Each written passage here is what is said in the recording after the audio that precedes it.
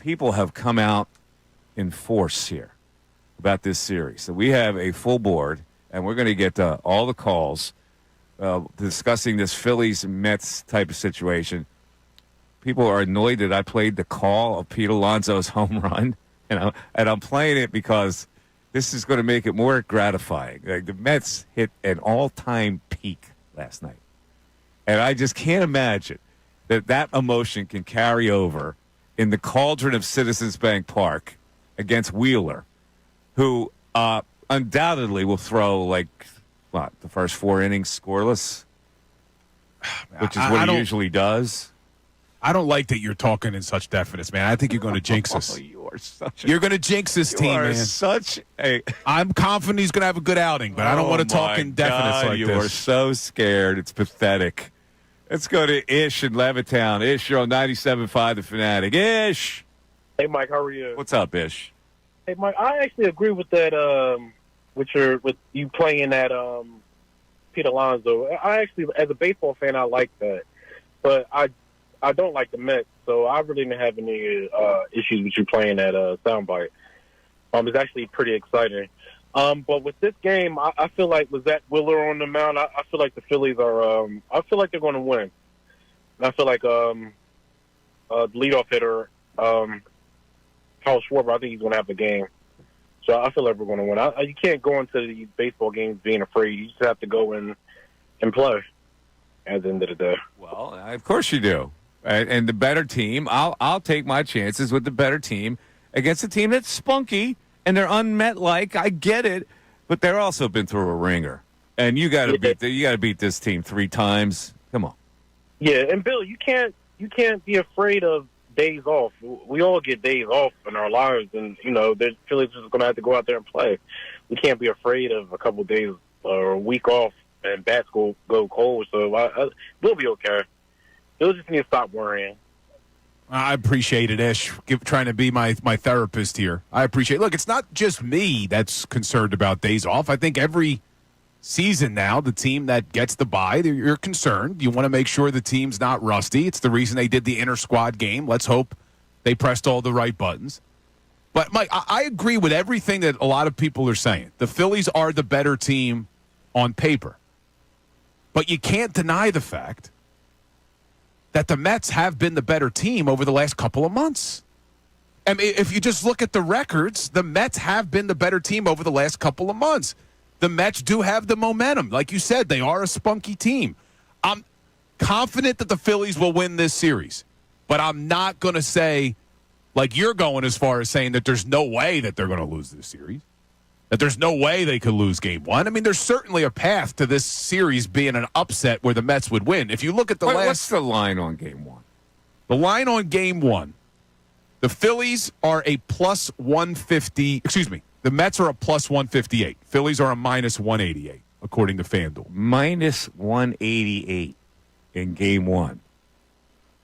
That doesn't do anything for you? This spunky Mets team riding a wave. They haven't had a layoff. And yet, the smart people in Vegas go minus 188 with the Phillies and Wheeler. And you're worried about the layoff. Of course I'm worried about the layoff. Oh, my God. Right, I can't take. He's worried about things that have already happened. He worries about things that you can't change. I'm worried about the layoff, and I'm also worried that the Phillies hadn't been hitting that great towards the end of the season. The fact that you have no concerns is actually making me more nervous. Do I have no concerns? Of course I have a little bit of concerns. They're playing a better team. It's a better matchup, or a harder matchup than the Milwaukee Brewers would be. I get it. I understand it. But I can't change the layoff. You're like, oh, my God, every team that goes through a layoff, just write them off. A layoff's no good. Doesn't matter how good you are. Not what I'm saying. Forget about it. Not what I'm saying. What I'm saying is to have, because you're acting as if game 1 is a foregone conclusion because, the Mets, what an emotional high. Is a foregone conclusion. And I believe that the Mets then are incapable of winning 3 of the next 4. That's my rationale. All right, Ray, let's go to the text board. Couple funny Mets themes texts. All right, we'll start with Matt in Clearwater with the Mike Missanelli show. Mike Missanelli, I like it. And then Kevin in Idaho, this is great. We got Billy Sirianni, Mr. Mikey Met, and the Boston Celtics, Lucky the Leprechaun, on Philly Sports Radio today. How am I Mikey Met when I've just explained how the Phillies are going to lose the series? What makes me Mikey Met? You were too excited about it. Bill is Billy Met. I'm not. I've already said the Phillies are a better team to win a series. I'm not worried about it. How am I Mikey Met? How'd I catch a stray on Lucky the Leprechaun? Yeah, you did. I don't know where that came from. You're Mikey Met. Because I played the soundbite? A soundbite's exciting. This is entertainment radio, man. You play stuff that's exciting. We play sound bites all the time. Yeah, but... Well, what? It happened. What am I supposed to do, ignore it?